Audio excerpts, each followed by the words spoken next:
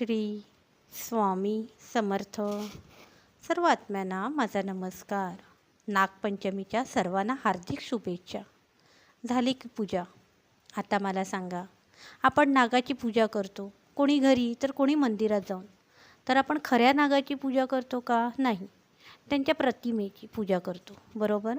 पण काही ठिकाणी मंदिरात किंवा अशा स्थळांवर जिथे नागदेवताचं स्थान आहे, वारूळ आहे किंवा त्यांचा वास आहे, तिथे प्रत्यक्षात खऱ्या नागाची पण पूजा करताना आपल्याला दिसते. तसं बघायला गेलं तर आपल्याला नागाची भीतीच वाटते, हो ना. तरीसुद्धा त्याची आपण पूजा करतो का? तर वासुकी नागाचं स्थान महादेवाच्या गळ्यात आहे. तसंच शेषनागावर आपले विष्णू भगवान विराजत आहेत. म्हणून आपण सर्व नागांची, सापांची पूजा करतो आणि ही पूजा थेट महादेव व विष्णू भगवान यांच्यापर्यंत पोचते.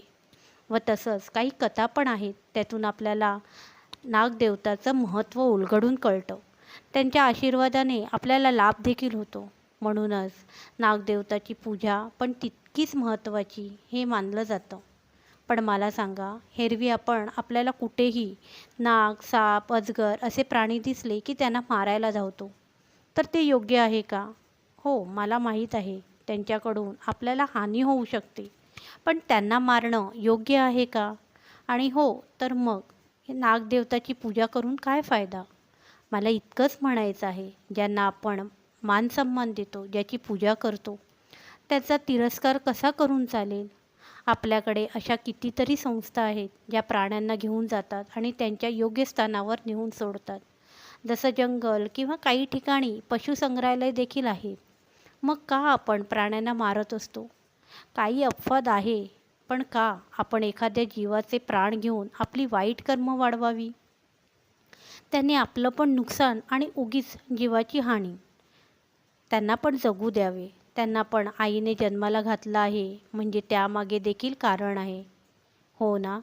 मी असं म्हणत नाही ज्या प्राण्यांकडून आपल्याला त्रास होत असेल तरी सहन करत राहायचं नाही. त्यावर काहीतरी तोडगा काढला तर अतिउत्तम. नाहीतर नाईलाजाने काही गोष्टी टाळू शकत नाही, पण आपण प्रयत्न तर नक्कीच करू शकतो. ह्या पृथ्वीवर आपल्या आईने प्रत्येक जीवाला जन्माला घातला आहे, म्हणजे त्याच्या मागे देखील काही कारणे आहेत, योजना आहेत. म्हणूनच प्रत्येक जीवाला, म्हणजे मनुष्य असो प्राणी असो, प्रत्येकाला काही ना काही कार्यासाठी या पृथ्वी तलावर आणलं आहे.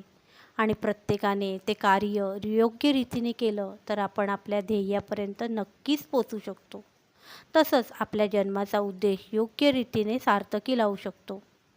हे तेव्हाच घडू शकतं जेव्हा आपण आईचा हात धरून आईच्या चरणात स्वतःला समर्पित करून घेतो. श्री स्वामी समर्थ.